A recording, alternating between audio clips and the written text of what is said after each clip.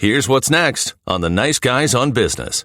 It is very important to me as an educator. We pay also, while they're working for us, we pay for education part-time.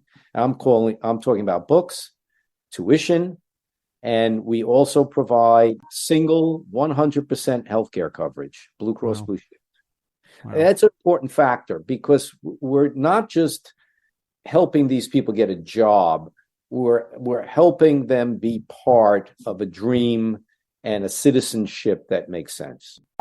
Say hello to their little friends, the Nice Guys on Business. Go from where you are now to where you could be. Get expert tips to grow your business, to be more productive and more efficient, whether you're trying to build influence, grow your community, or make it rain. Best-selling author of Nice Guys Finish First, Doug Sandler, can lead the way. The Nice Guys on Business is produced by TurnKey Podcast Productions. Now, here's your host, Doug Sandler. All right, Nice Guy community. So all I can say is this. When I first met Art Langer, it was somewhere circa 1990. It was probably my second job out of college in Morristown, New Jersey, a company called Medical Review Corporation. And now looking at him, the guy just doesn't age. Now, he did say that he shaved a gray mustache off because it turned gray, but I can remember this really thick Tom Selleck looking dark, even black mustache that was on his face. Now, he's the founder. Now, while his mustache, we could spend the entire episode talking about it. Really, the important thing is what we're here to talk about, which is an organization called Workforce Opportunity Services. Art is the founder and chairman of Workforce Opportunity Services. It's a nonprofit that finds, trains, hires, and places veterans and people from underserved communities. Now, here to talk about this, his journey, and the mustache. Art, welcome to the Nice Guys on Business podcast. Pleasure to be here again, and nice to catch up with you after all these years. I wasn't sure when your agency, when Andrew at the agency sent over the initial inquiry, I wasn't sure if you were going to remember me. Now, you got to be honest here for a second, because my audience knows after 1,400 episodes, if there's one thing they know, I'm going to tell the truth every episode that I come out here, warts and all. Did you remember me, or did you have to? I remembered the name, not quite the face, but I certainly remembered the name. And someone who has had perhaps 100,000 students over my lifetime. I don't forget. Students don't realize we don't forget them. I love it. I love it. And I appreciate that. And thank you for putting me in with the one of 100,000. So I feel like I'm at least not a grain of sand anymore. So, Art, your journey has taken you through so many different careers and opportunities, but you've always had a passion for serving others. And I remember that going back to the early 90s. I remember your style and your personality, and you're always just full of enthusiasm, no matter what project you were working on. Can you tell me if any of the origins of the company that you founded, the organization that you founded, talk to me about early on, even in the 90s, were you always kind of thinking of this as where you were heading? I was to some extent, and because I'm a product of it. I'm a poor kid from the Bronx. My dad was a Teamster during the Jimmy Hoffa era, and I was the only one till this day in my family that went to college. I was discovered to have artistic talent by a junior high school teacher, and was trained in a furniture store on Fordham Road in the Bronx by a high school teacher by the name of Mr. Ness, that said to me, "You simply must apply to the famous High School of Music and Art." And that changed the directory of my life. One person changed the directory. And I've often thought about how many Art Langers there are, that if that would not have happened, what the trajectory of my life would have been, and how one person can make a difference. Not do it for you, but sort of, I always use the analogy of the offensive lineman who creates a hole and you got to run through it. And I went through it, and it just changed the trajectory of my life. All right. Tell me a little bit about the model of WOS, Workforce Opportunity Services. So those that are traditionally hearing in my audience, we're talking about the entrepreneurial journey. And this is really no different than that. You've just taken it through the nonprofit space. So maybe can you share a little bit about how the model is set up? I always look at us. We are a 501c3 charity, but I always look at us as social entrepreneurs. And what I wanted to do was to create a systemic solution. So much has been written about why underserved individuals don't, grow in our organization, diversity, equity, inclusion issues that are going on right now. We started much earlier, and there's a lot of art langers out there, and whether they're African American, Hispanic, or white, I wanted to find that talent and provide a stepping stone, very similar to what Mr. Ness did for me, trained me, educated me, prepared me for that moment. So we're like a try before you buy. We provide talent that fits what companies are looking for. We find that talent wherever they want it around the world, or even, certainly the United States. And then we provide that service by hiring them first. So we reduce the risk. And then when it's ready, the hiring manager says, I know John, I know Mary, I've got an opening. What a great fit. And they just get hired away for free. And it has resulted in over 90% retention of the people that we end up moving over time. That's really cool. And what's really interesting about it, as I was talking to you before I hit the record button, the diverse nature of the positions. I mean, the position, diversity is huge as well. So can you talk about some of the areas of specialty that your organization works within? Absolutely. We want to have a representation of the local community of where an organization is. And a lot of organizations are interested in that. So, for example, we did GE in Detroit. That is a very large African-American community. And finding talent in that area was of major interest to GE. In Johnson & Johnson in New Jersey, they had interest in a particular high school. In Franklin High School down in southern, mid Jersey. We did work for Guardian many years ago in the Lehigh Valley. A lot of Hispanic. We did work in Vermont. Well, we found a lot of young hippies, white ladies that were working in diners. Every area has its socially excluded or competitive areas of people that just need help, but they all have what I call untapped or hidden talent. Art Langer was a hidden talent, right? What type of sorry, I didn't mean to interrupt you there. I'm just curious. I'm thinking, as my audience might be thinking, well, you've just named several organizations that are large. You've named Johnson & Johnson, you've named a Guardian. Some of the probably even a company like Amazon would be on the block for you. But how about some of the smaller companies that are out there? Is there a size? Is there a budget of something that you have to work within? How many people work within an organization? Absolutely not. We're really a scaling organization. We work with one-ups, as I would call it. If you're a company and say, I need one person, we'll give you a rate. We're nonprofit. Over 90% of the money goes back. And one person is fine. We do work for small companies, for large companies. We can scale. We do work with Blackstone companies. Some of them are small companies. Mm-hmm. It doesn't matter to us. We've done some work for Sloan Kettering. We do work for the Blue Cross. We've done government work. We've done work for New York City Housing because we are a nonprofit, but we've done tiny little companies that only needed one person. Talk to me about the advances in technology. When COVID hit, and I know you guys have been around a while, when COVID hit, everybody started working as a remote workforce. So a lot of those jobs shifted from, I need somebody that's going to be able to work on my car, to I need somebody that's going to be in customer support or services that they're going to be on the phone. Are those the types of positions that you also hire and train for? Absolutely. In fact, one of the areas that we've done extremely well is in military spouses who can't, go to work. The other thing that happened during COVID, which was quite interesting, we were doing a very large job for PSE&G, the energy company in New Jersey, and they needed people to come in at various times. And what better resources would you want than local community people who were working from home, and we would set them up and get them the equipment that they needed. But when they needed to come in at certain times, they were available. So it was really the best of both worlds. And there are so many people that need to be home, especially, as you know, with childcare and other types of things. We sponsor all of those kinds of things. And let me just also say, it is very important to me as an educator. We pay also, while they're working for us, we pay for education part-time. I'm talking about books, tuition, and we also provide single 100% healthcare coverage, Blue Cross Blue Shield. Wow. That's an important factor because we're not just helping these people get a job, we're helping them be part of a dream and a citizenship that makes sense.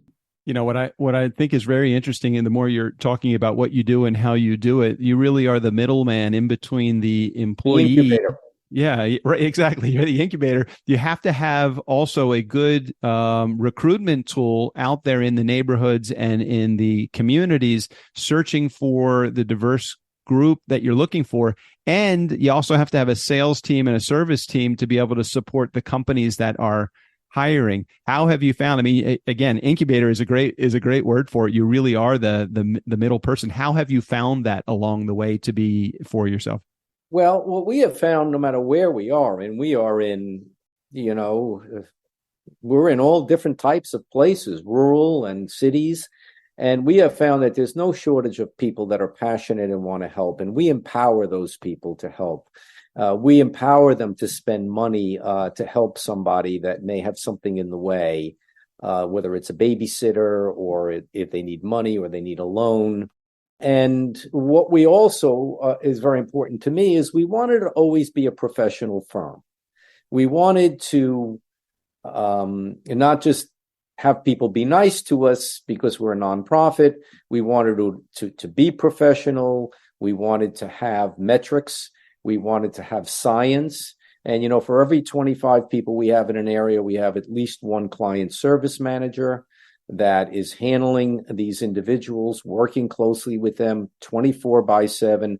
But at the same time, in our Dallas office, in which we do IT service desk support for a $1 billion company called Parsons out of Washington, D.C., we work on KPIs, key business.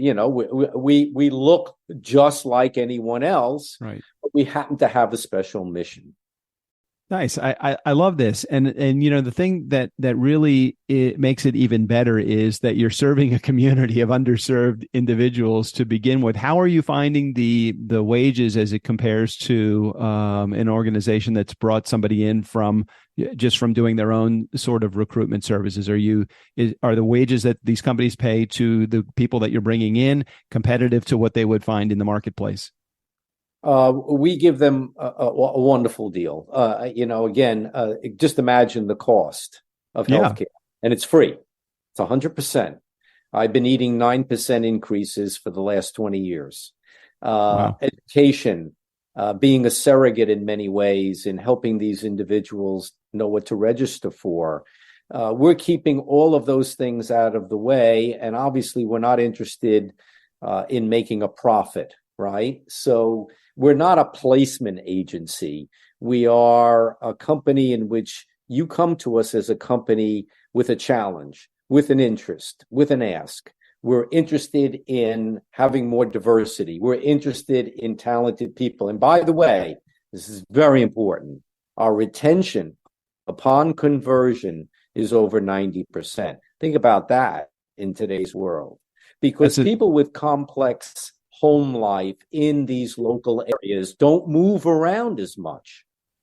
So Art, one of the things I find interesting is that the folks that are in a position within your organization to either hire or train the community members that you're bringing into your organization to be the worker bees that you're going to hire out, you probably have a lot of counseling to do. It's almost like you're hiring and training people are psychologists, not legally psychiatrists, but I mean, it seems like they are counseling. Is that happening within your organization too? Yeah, we become a trusted partner. It's one thing to, work closely with the executives, but it is the line managers that are so key, the people that they're going to be working for, to understand what they're going through, to understand that they're busy, and we're there to support them in every way. And then they may have feedback for us. They may say, hey, Johnny or Mary, they're a little shy, or if it's a veteran, they keep saying sir and ma'am, and we work on those. We augment those in real time.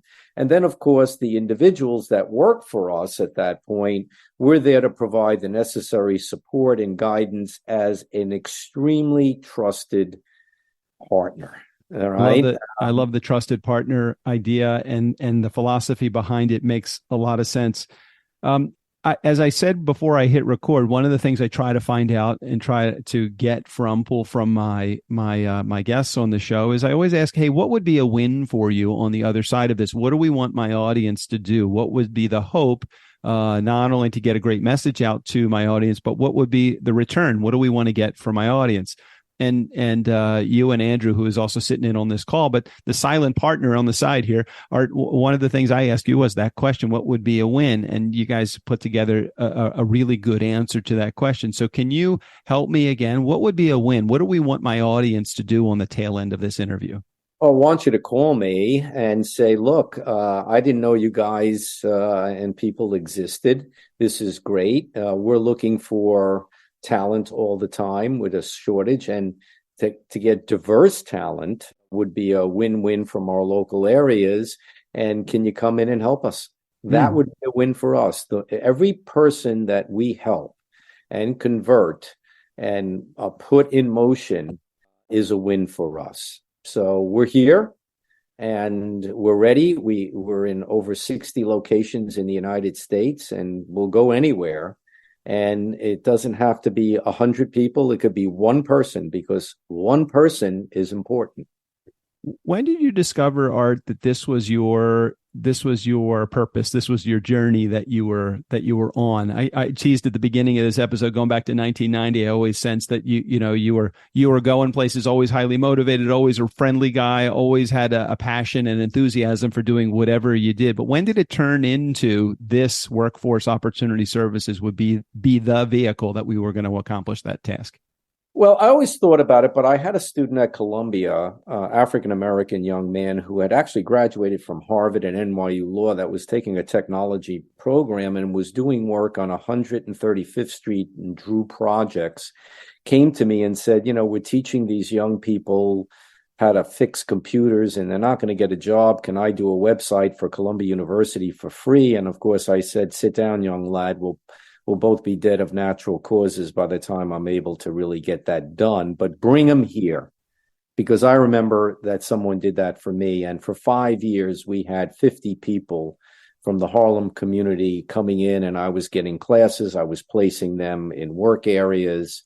And that's where we did the study and we understood these things. We took our time and launched this program. Prudential was our first client in Newark, and they helped launch the organization. So things come together at the right time in the right place, and I was fortunate enough to be there, and that sort of generated the opportunity and a reminder that it was time for me in my life to start thinking about giving back in various ways. All right. So the really important question now is, what's the last show that you got a chance to see on Broadway? Have you been back since they've reopened? The last show I actually saw was the Jersey Boys, but I have to tell you what's got my notion. I am a big King Arthur fan. And I don't know where it stands right now, but Camelot has come back. And it is being shown not on Broadway, but I think it's in the Kennedy Center area. I remember I was driving across the country with my Aunt Frona and Uncle Ralph, and I had one cassette, and it was in I don't even remember the year, but it was Richard Burton singing Camelot and the entire soundtrack to Camelot. It's one of my favorite shows. I have not seen it in decades. So is it actually coming back to Broadway? Well, they re-released it in the Kennedy Center, on 65th Street, and I don't know if it's been successful or not, but as you know, it has great songs. It's one of my favorites. And I would love to go see it. And incidentally, just to add this on, one of our clients is Turner Construction, and Geffen Hall in the Kennedy Center was rebuilt, and they came to us and said, we want 30 people from the surrounding New York City housing area to have an opportunity to join the union and help build Geffen Hall. Talk about bringing the message back to point. Art, I was trying to get you off track there, and you brought it right back, and that was awesome because it was totally. And we built. Here's what I'm telling you: we built Geffen Hall. 30 people from the neighborhood built Geffen Hall. That is awesome. All right, last question, and then we'll wrap it up. Just because I'm curious, because I have not been back to New York City in so long. I moved out to a small town just south of Santa Barbara, California, called Ojai, California. And very rare I get back to the East Coast to do something other than just visit my mom, which I had a chance to do and celebrate her 90th just this past week. But I'm thinking, I haven't been to New York in a long time. Where would I go for a sandwich? Like, where is the best sandwich? Where would you go right now, Art? Well, I've been, there's a group of restaurants right now called Lepan, Lepain, and they're Belgian French. And they're all over the city, and they make wonderful French baguettes. I know. I've been. Well, they're all over the world. Actually, I went. I was in Paris last time. That's a great. All right, you got it. You got best place to go to a Broadway show. Got it. And I got best sandwich also. Nice job. Thanks, Art. Okay. So, for those in our community that want to get more information about Art and his organization, Workforce Opportunity Services, just go to wforce.org. That's WFORCE.org. I'll make sure I put a link in the show notes. Art, thanks for sharing. Andrew, thank you for making the connection with Art and his organization today. Art, great catching up with you again. Appreciate you. Same here. I'll see you in California. Nice Guy community, never underestimate the power of nice. Again, special thanks to Art Langer. All of his information and access to Workforce Opportunity Services will be right there in the show notes. Steve O'Brien, go ahead and take us out of here. For the Nice Guys on Business, I'm Steve O'Brien. They have listeners in other countries? I didn't think anyone was listening outside of their house. Except maybe their moms.